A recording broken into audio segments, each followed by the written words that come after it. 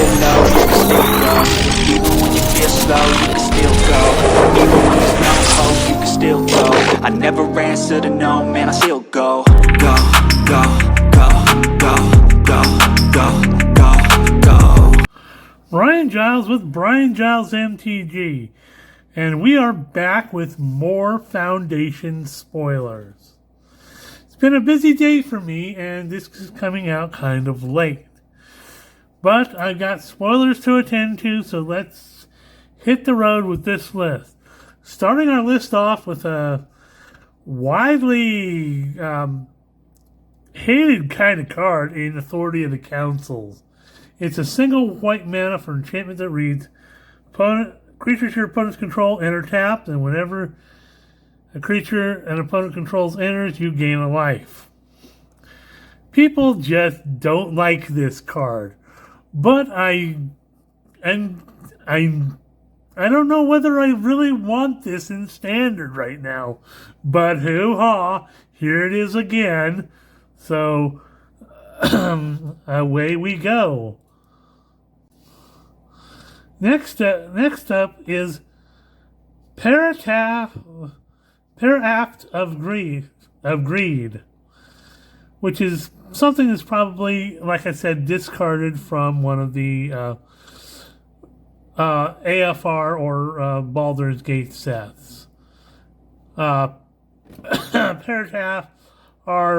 were like charms that were worn as part of equipment for your character if you were playing in Dungeons and Dragons. So it's too generic for an artifact. Reads, pay 1, tap, and sacrifice a creature. Draw 1 card and put a spirit counter on this artifact. Activate only as a sorcery. Pay 4, tap, and sacrifice this artifact. Each opponent loses life equals the number of spirit counters on this artifact. Okay, got some card draw and some loss of life if you build it up a bit. So, hoo-ha.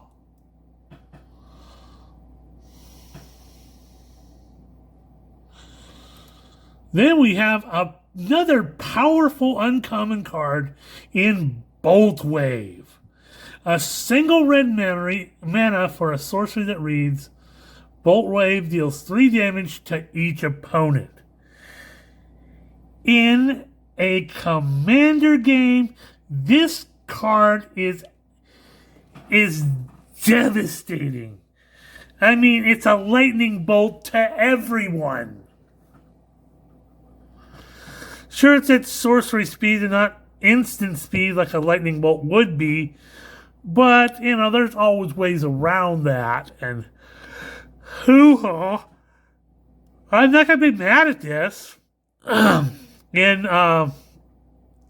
Limited, this thing is going to go places. In Commander, you're playing red, you're playing this card. Hoo-ha.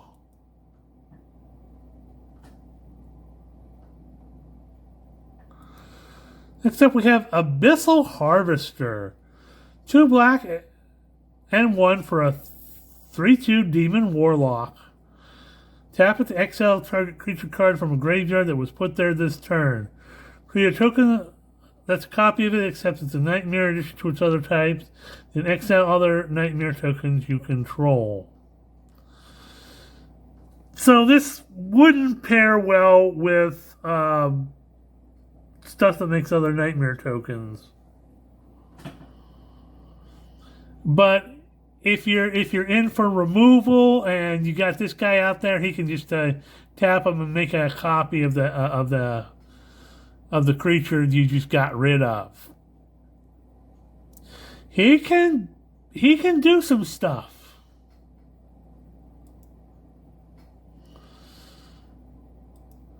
We got classic Runescarred Demon, so it's 2 black and 5 for a 6/6 Demon with flying. When it enters, search your library for a card, then put it into your hand and shuffle. So, it's like a tutor for a 6/6 flying demon. It's been used a lot in the past.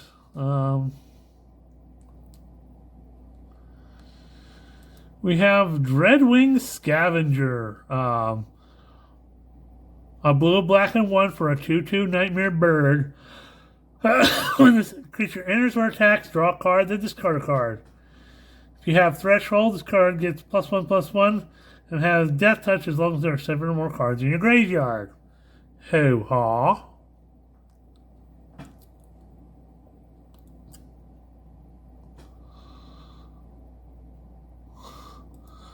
Then we have Heraldic Banner, classic reprint. Not surprised to see it in this set. 3 mana for an artifact that reads, as this artifact enters, choose a color. Creatures of the chosen color get +1/+0. Tap it to add 1 mana of any color. So it's a mana rock and gives some bonuses to a chosen color. Hoo-ha.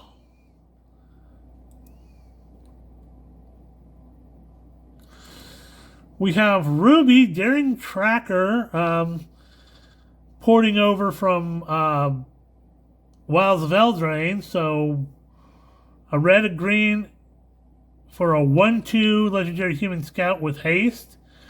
Whenever Ruby attacks and you control a creature with power 4 or greater, Ruby gets +2/+2 till end of turn. And you can tap her to add a red or a green. She's fun to have, and she works well in decks that focus around big creatures. Hoo-ha. Next up is another classic reprint in Drakuseth, Maw of Flames. A beefy 3 red and 4 for a 7/7 legendary dragon with flying. When Drakuseth attacks, it deals 4 damage to any target and 3 damage of up to each of up to 2 other targets. So this guy is fun to, when it attacks. So hoo-ha. It's a staple for many dragon decks, and there is a dragon thematic, especially in the Jumpstart sets.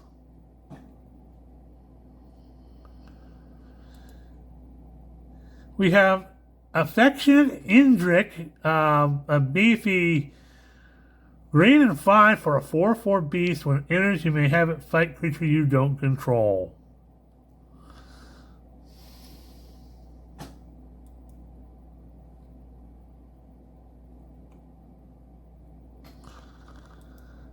Elfsworn Giant. 2 green and 3 for a 5/3 giant with reach. Not bad. Has landfall. Whenever a land you control enters, create a 1/1 green elf warrior creature token. A little something to think about when sticking it in your elf ball deck. Kind of a bigger creature, got reach on it. And it's got the landfall. You can just create a whole bunch of elf creatures. So hoo-ha.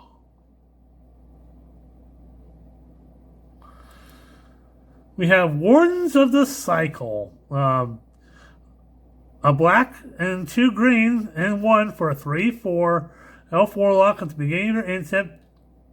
If a creature died this turn, choose one. You can gain 2 life or draw a card and lose a life. Hoo-ha.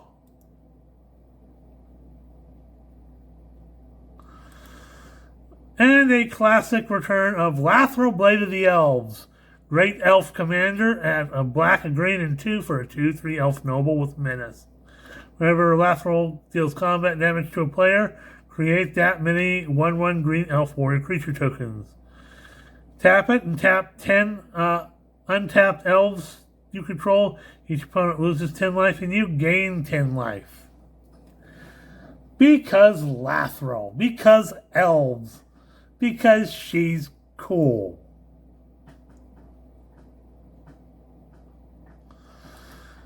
We've got Reclamation Sage at a green and 2 for a 2/1 Elf Shaman. When it enters, you destroy an artifact or an enchantment.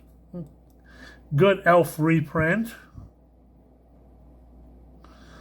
Secluded Courtyard. Not surprised to see that in this set. So it's a land. As it enters, you choose a creature type. Tap and add a colorless or tap and add 1 mana of any color. Spend this mana only to cast a creature of the chosen type or activate an ability of a creature source of the chosen type. Again, we have lots of tribal here in Foundations. So, yeah, secluded courtyards are fun.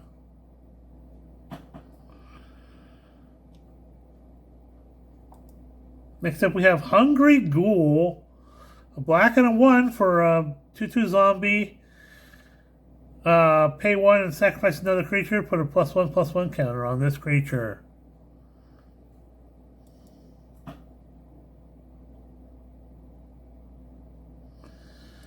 We have Diregraph Ghoul. Black mana for a 2/2 zombie and that enters tapped.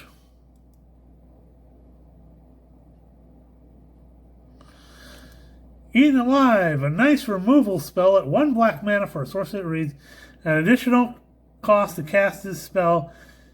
Sacrifice a creature or pay a black and 3 to exile a target creature or planeswalker.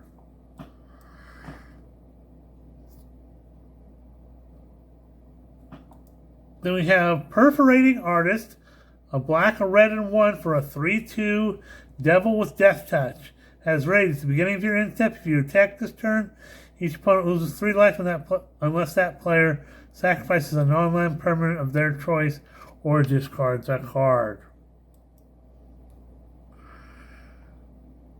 Yeah, that's gonna do stuff.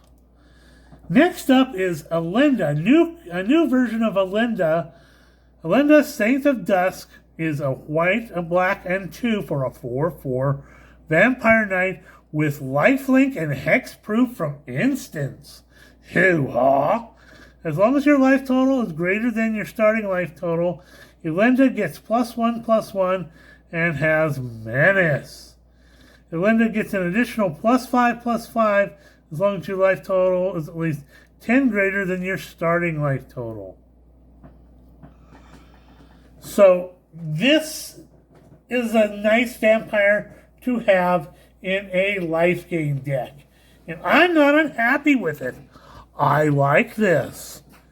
This definitely gives me a lot of thoughts to think about. Also, this is being recorded on a new phone. I say my old phone was bad, but I got an upgrade, so this is an upgraded phone. So next up on our list is Revenge of Rats. Revenge of the Rats is 2 black and 2 for sorcery that reads, create a tapped 1/1 black creature token for each creature card in your graveyard. And you can flash it back for a 2 black and 2.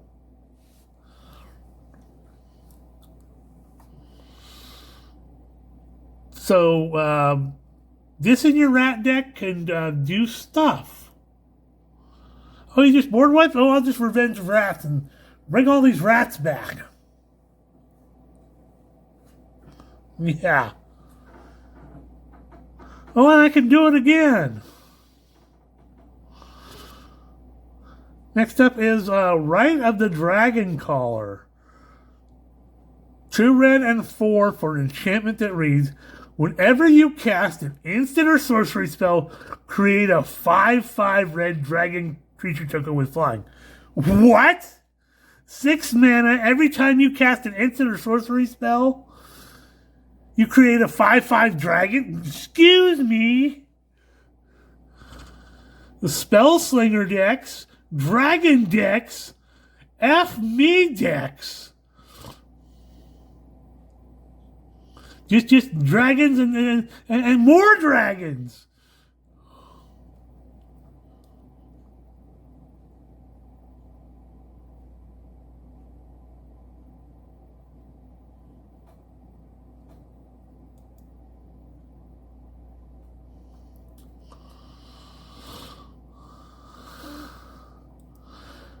And next up is another thing that's just like, it's a Bloomburrow cast-off. This card is absolutely nutty at common level. This is heir apparent. Yeah, they're making a joke here. So a white and 1 for a 2/2 rabbit noble. When this creature enters, create a number of 1/1 white rabbit creature tokens equal to the number of other creatures you control named heir apparent. A deck may have any number of cards named heir apparent. Yeah, white doesn't have many cards that. This is the second white card that's. But they had already made another card that had, white, had number of cards that you can have any number of. So they slotted it in here. This for your Bloomborough bunny deck is gonna go, yeah, bunnies and more bunnies. Just rabbits and multiplying and more rabbits. No. We have Sky Knight Squire, white 1 for a 1/1 Cat Scout. Whenever another creature you control enters, put a +1/+1 counter on this creature. As long as this creature has 3 or more +1/+1 counters on it, it has flying and is a knight in addition to its other types. Hoo-ha. Beastkin Ranger. A green and 2 for a 3/3 elf ranger with trample. Whenever another creature you control enters, this creature gets +1/+0 till end of turn. Well, it's an elf, and putting it in your elf ball deck, this could just get out of control kind of quickly. Especially if you're got that landfall shenanigans going on. Yeah. Then we have Felling Blow. A green and 2 for a sorcerer that reads, put a +1/+1 counter to target creature you control. That creature deals damage equal to its power to a target creature an opponent controls. Yeah, again, more limited draft chaff. Fight spells. Then we have Dwynen's Elite at a green and 1 for a 2/2 elf warrior. When this creature enters, if you control another elf, create a 1/1 green elf warrior creature token. So, elves and more elves. Because elves. Broken Wings. This is a classic staple that's used in every single type of green deck. A green and 2 for an instant that reads is for a target artifact, enchantment, or a creature with flying. Hoo-ha. Snakeskin Veil, another popular instant for a green mana. You get an instant that reads, put a +1/+1 counter on target creature you control, and it gains hexproof until end of turn. Hoo-ha.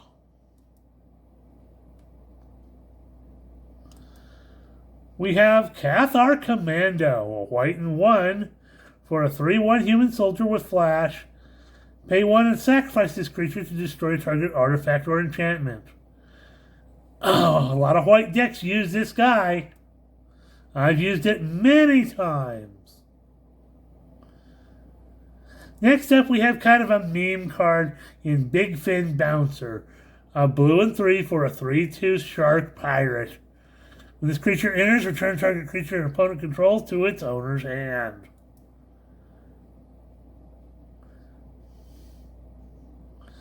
Then we have a new version of Loot. Loot Exuberant Explorer. This guy is crazy. For a green and 2, you get a 1/4 Legendary Beast Noble. You can play an additional land on each of your turns. For 2 green and 4, and you tap them, you look at the top 6 cards of your library. You may reveal a creature card with mana value less than or equal to the number of lands you control from among them and put it onto the battlefield and put the rest on the bottom in a random order.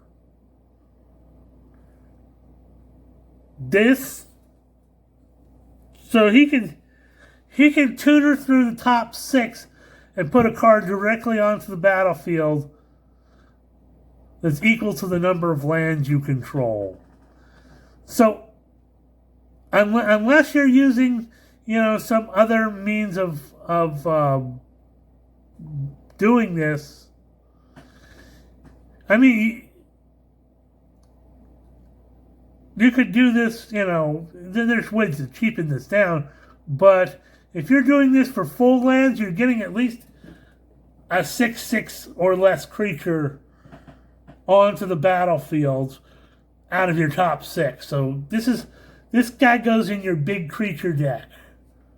Hoo-ha.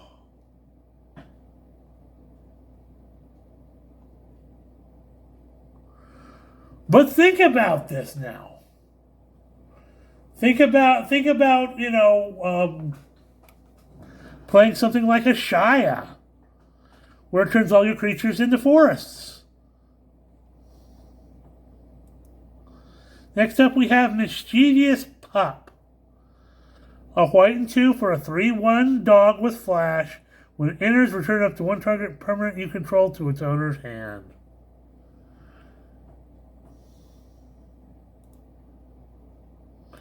Then we have Good Fortune Unicorn.